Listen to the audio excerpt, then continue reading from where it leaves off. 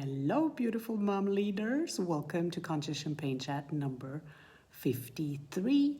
Let me know when you're here. Let me know where you're from. And welcome back to deconstructing all different levels of fear, which has been our topic for the last couple of Conscious Champagne Chats. So yesterday, just to briefly recap, what did we talk about yesterday? So yesterday I talked about how to move from fear to courage. And one of the things, or one of the ironies about fear is that fear doesn't exist in the present moment. It literally does not exist in the isness of the now. So the reason we have all these fears is because we either live in the past or we worry about the worst case scenario in the futures. So one way to combat your fears is to become more attuned with the present moment. Now, this sounds easy. It's actually not quite as easy as it is. And there's probably tons of tips of how to become more present with your children on the internet. And I can tell you, I've tried a lot of them. I've gone through a lot of them. And one thing that definitely helps you to become more present with the moment is meditation. But quite frankly, who the heck has time for all that? So what I want to share with you is, first of all, understand your distractions and just use tiny little tricks you can implement during the day, especially when you have a busy day. So why is it important to be present in the moment and really be in the business? Because here is the thing. If you're not present with yourself, it's literally deteriorating to any connection that you have with the people around you, whether this is your kids, your spouse, your boss, or whoever. It's quite devastating. It's like disconnecting basically with them. The other thing is, if you are not tuning into the isness of your children, we do not give them the attention they need in order to fully develop, thrive, and grow. Furthermore, there's tons of research out there, just to throw in a couple of data, that shows that people who really live in the present moment, I'm not meaning that you have to do that 24/7, that'd be unrealistic, right? But the people that are just very conscious, that are very aware and centered into the now, are actually the people that are very happy and very successful. It goes hand in hand. Being able to be present in the moment will raise your happiness level and will make you more successful in the now. Now, what's the challenge with that? The challenge with that is that we have all been conditioned to do, and we associate being successful to a lot of doing. And doing keeps us from being in the present moment because, as it already says, being in the present moment is about being and allowing yourself to be aware and sharpen your senses of what is happening around you, basically. So, what's going on? Why can we not be present in the moment? So one thing is external distractions and internal distractions. Now, the obvious external distractions, that's a matter of discipline, right? I mean, these are things like your mobile phone is constantly pinging on, you have all the notifications on, your email box is constantly popping up, the mailman is ringing the door, your husband is asking you a question, and your child is screaming around the house, right? Like all these things happen at the same time, and you're like trying to accommodate all of them, and you hit literally goes like, pew, like how are you going to be present in the moment, right? That's a very hard one. Now, there's measures you can take for that. So for example, I know I'm addicted to my phone, and I know that when I hear a bing on my phone, I will have to go and look. I just know that about myself, right? I know that I can't resist that urge. So what do? I literally have to like manipulate myself and cheat on myself, which means that before, when I have dinner time, and I know this is like family time and it's connection time and there's bedtime, I literally have to physically remove the phone into a room I'm not in. Or like even put it if I'm downstairs, I put it upstairs. So I don't even see it. Or I put it on plane mode or whatever. Because I know I can't resist it. Now, these are things you can't control. What I really want to focus on is the internal distractions, because those are really the ones that keep us from being present in the moment. This goes back to our fears, because in our heads, we are constantly somewhere else. We are, again, thinking about all the things that happened during the day, or we're thinking about what else we need to do. So we're either in the past or we are in the present. And what happens is that, for example, when you're using the example of a bad grade, like your child comes home with a bad grade, and let's say you had a bad day at work, and maybe you got negative feedback at work. What happens in that moment very often is that we cannot attune into the isness of the situation, which is, let's say, your daughter comes home and she has a C in math, or a D. If C is a good grade, I don't know. Let's say she has a D in math, right? And she comes home, and the isness of the situation is she has a D in the math. That's it. Like, there's not more, there's not less to it. That is what the isness of the situation is.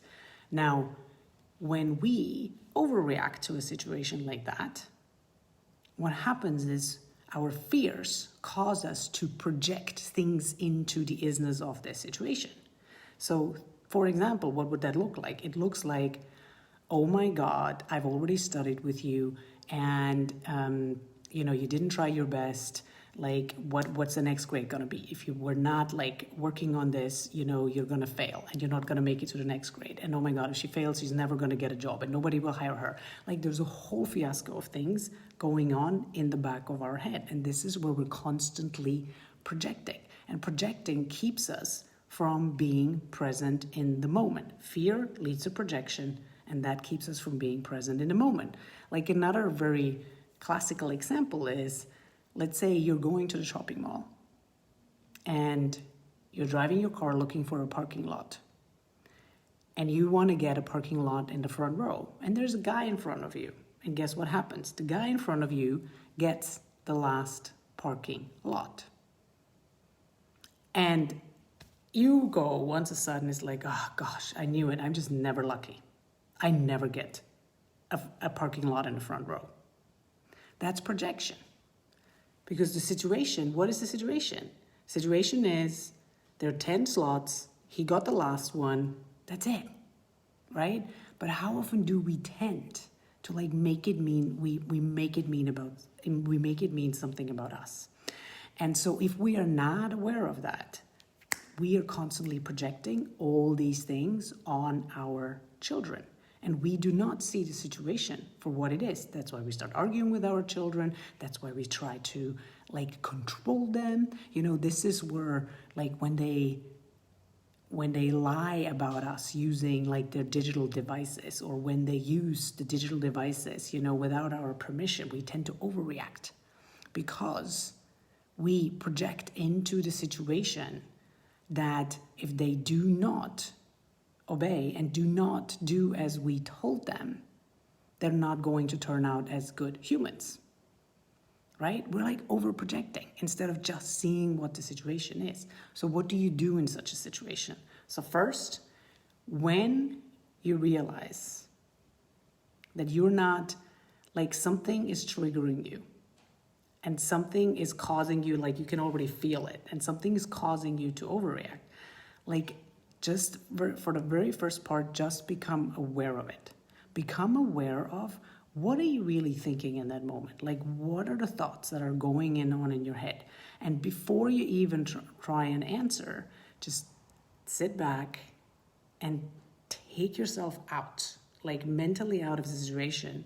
And one thing that I tell myself is, if I can feel like I want to react, I just literally tell myself, I am calm, I am safe, I choose to be here.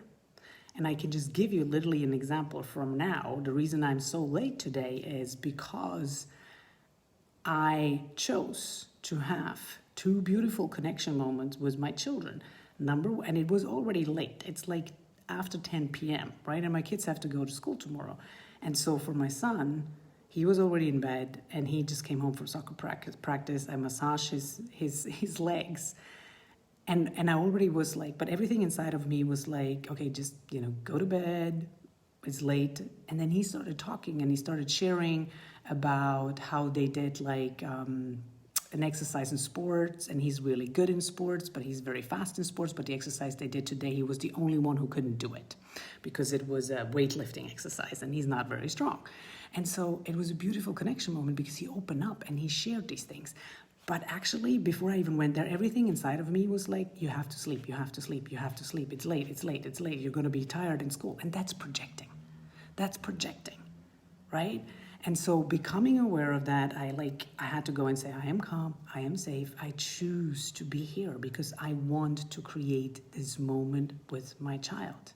And I want to open up. This is the beauty, right? We start then engaging with others. And I take myself back. You are just in the being in that moment. You don't even have to say anything, and allow your kids to open up to you. And shut that voice down in your head. Shut it down, because these are so much more beautiful and much more important moments than falling asleep 5 minutes later. And especially than fighting it. If I had fought the situation and I said, come on, you gotta go to bed, it would have ended in a fight and it would have probably taken way, way longer.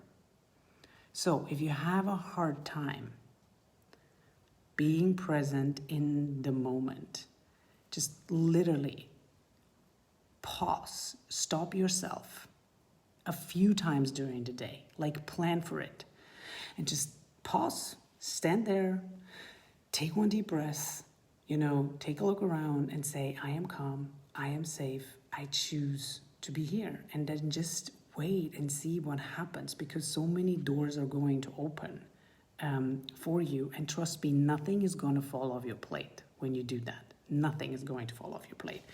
One other thing that has done wonders for me is, let's say I'm in the kitchen and I'm doing the dishes and my child is coming around a corner, or my husband, it doesn't really matter, right?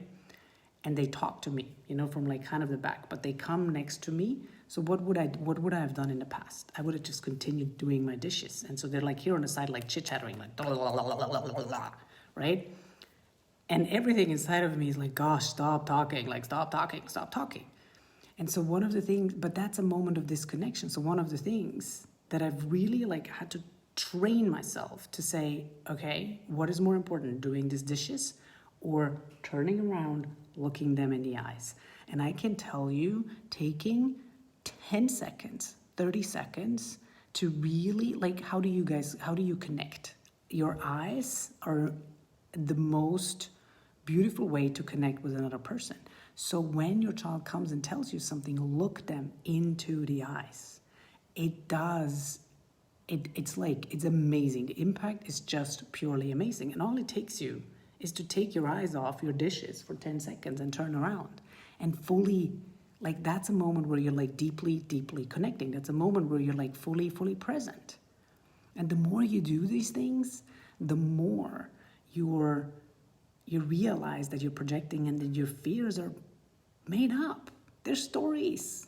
They're stories, you guys. They're stories, right? And so one of the things we do in the Rapid Anger Relief Mind, and I know it's called anger relief, but one of the principles we teach is how to clear all these underlying fears, because we're so heavily ruled by them. Everything in our lives is ruled by one of these fears that I've been talking about over the last couple of days, and we have no freaking idea because they're dormant, they're asleep in us. So we need to bring them to the consciousness. And so tapping is a way to really release, which is the best thing actually you can do to really, really enable that connection and being present in the moment. But if you're not in our course and if you're not doing the tapping, then just tune into I am calm, I am safe, I choose to be here, and it will already move you a little bit. All right, my friends, tomorrow we're going to talk about why asking all these how questions, how do I get my kids to listen, and how do I get my kids to stop back talking and all that, are actually all the same questions that have the same answer, and why are they really the wrong questions that are holding you back from, making parenting easy. So I'm going to talk about that tomorrow. So I'll see you there. Take care. Bye.